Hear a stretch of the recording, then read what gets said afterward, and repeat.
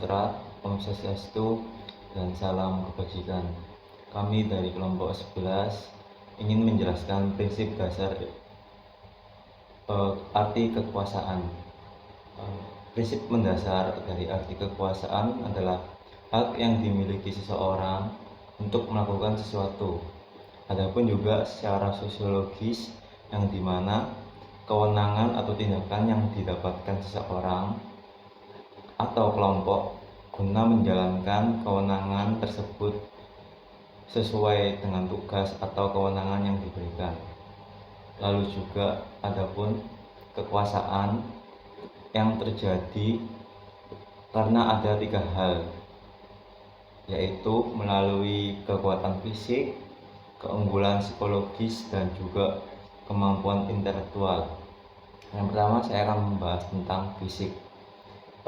Untuk kekuatan fisik itu kekuasaan yang bersumber pada kekuatan fisik dan penggunaan untuk kekerasan. Dan kekuatan dan kekerasan ini dalam kontrol kepolisian ataupun militer.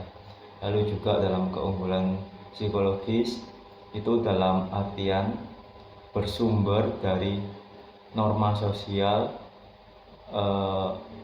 nilai sosial. Norma ini memaksa seseorang dengan cara yang lembut melalui aturan yang telah disepakati bersama. Lalu yang ketiga ada kemampuan intelektual, yang dimana dalam artian juga adalah daya ide yang dijabarkan, kebebasan individu mengeksplor sesuatu.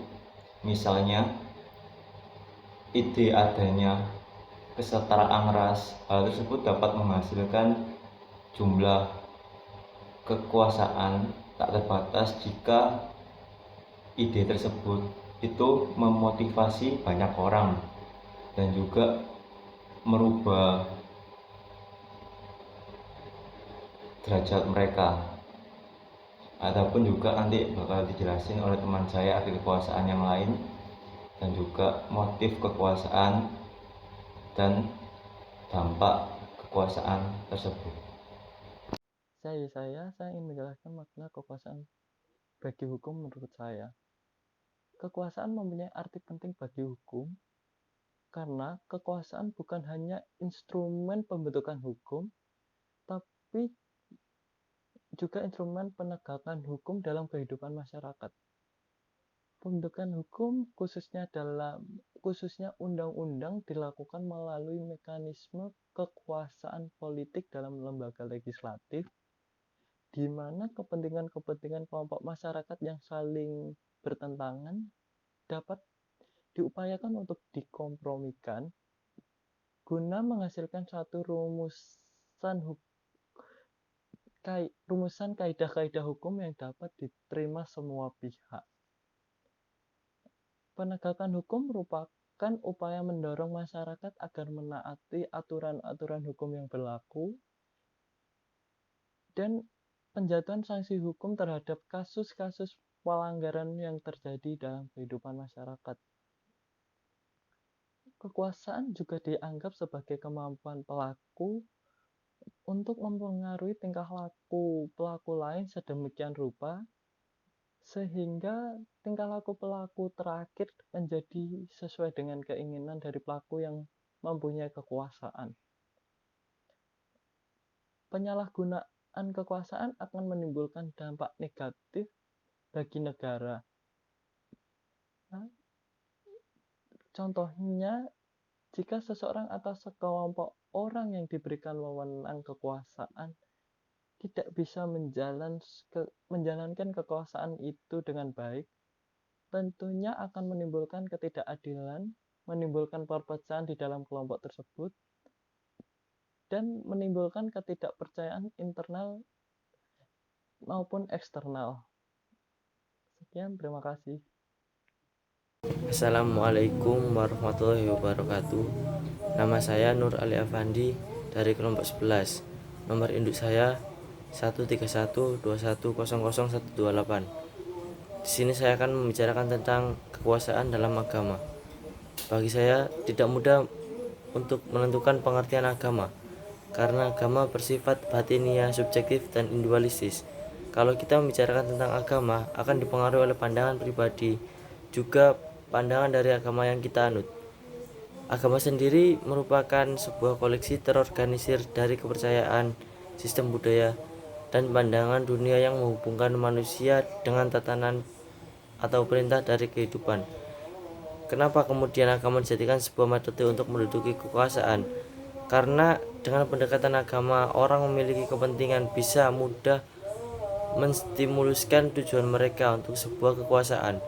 Unsur agama yang mengatasnamakan sebuah kebaikan, kedamaian, keadilan, semua sudah termaktub dalam naskah agama. Itulah kemudian kekuatan kekuasaan atau istilah politisi hari ini menggunakan langkah mereka dengan agama. Jika kita meninjau kembali tentang kekuasaan yang digambarkan atau didefinisikan dari setiap agama, justru dalam agama menduduki sebuah kekuasaan itu tidak harus menggunakan sebuah dalil agama, karena dalam sebuah agama memiliki sanksi tersendiri. Ketika apa yang kita ucapkan kemudian kita ingkari, maka sanksi tersebut langsung menerima kepada mereka yang ingkar, sehingga agama mampu memiliki nilai krusial dalam pembentukan moral, terkhusus moral dalam kekuasaan. Kekuasaan berperan penting dalam hal tersebut. Seseorang yang sudah terjun dalam dunia agama pasti salah satu tujuannya untuk mencapai kekuasaan, baik secara pribadi maupun kelembagaan. Kekuasaan dalam bidang agama ini terdampak positif ataupun negatif. Kekuasaan dapat berdampak negatif pada agama jika penguasa bertindak tidak sesuai dengan kewenangannya. Misal, tindakan yang tidak diperbolehkan dalam agama. Tindakan riba merupakan cara memanfaatkan kekuasaan ke arah yang negatif. Karena ia memiliki wewenang, ia bertindak atas kemauannya sendiri dan mementingkan kepentingan pribadi. Padahal penguasa memiliki hak dan kewenangannya juga karena adanya suara dari masyarakat yang menaruh kepercayaan pada mereka. Sudah seharusnya kewenangan digunakan dengan sikap tegas, amanah, jujur, serta adil. Karena kekuasaan sudah semestinya seperti itu. Dampak kekuasaan dalam bidang agama kembali lagi pada diri kesadaran masing-masing. Bagaimana penguasa harus bertindak tanpa mencampur urusan pribadi terhadap kewenangannya. Peran generasi muda juga sangat berdampak nantinya pada kualitas penguasa di masa depan. Salam sejahtera bagi kita semua. Perkenalkan, saya Karin Maraina Ines dari kelompok 11 dengan nomor kemahasiswaan 131210056 akan menjelaskan tentang dampak kekuasaan ekonomi. Kekuasaan ekonomi merupakan motivasi yang membuat seseorang untuk melakukan berbagai tindakan ekonomi. Pengertiannya yang sangat sederhana, dampak ekonomi ini adalah pengertian umum yang seringkali diajarkan di sekolah.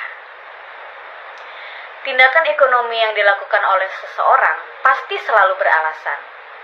Alasan itulah yang seringkali disebut kekuasaan.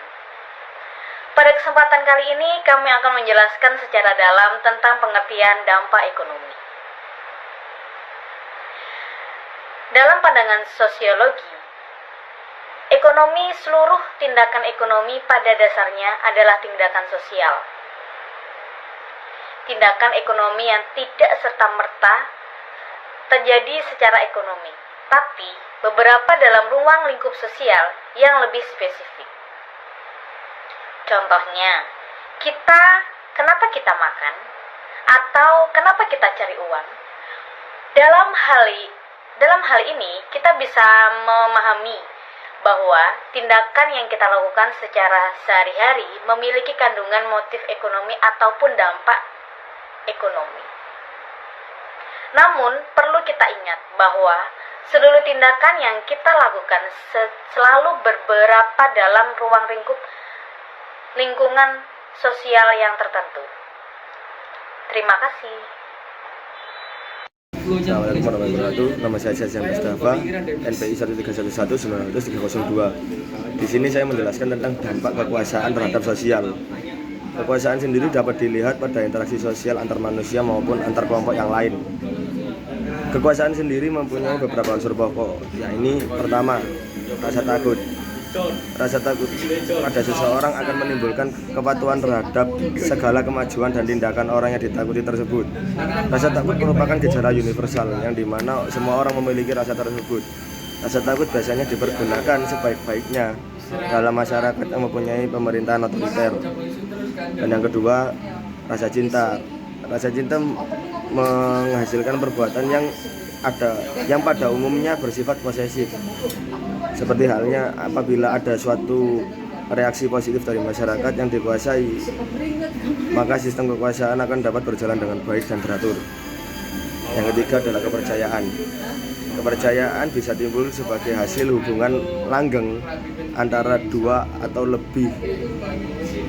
orang atau lebih yang bersifat asosiatif. Soal kepercayaan sangat penting demi kelanggengan kekuasaan. Yang keempat, pemujaan. Sistem kepercayaan mungkin dapat disangkal oleh orang lain, tetapi sistem pemujaan membawa seseorang dan kelompok lainnya untuk membenarkan segala sesuatu yang cocok, yang sejalan dengan penguasaan tersebut. Dan berikut adalah unsur-unsur dari kekuasaan dan sekian. Terima kasih. Wassalamualaikum warahmatullahi wabarakatuh.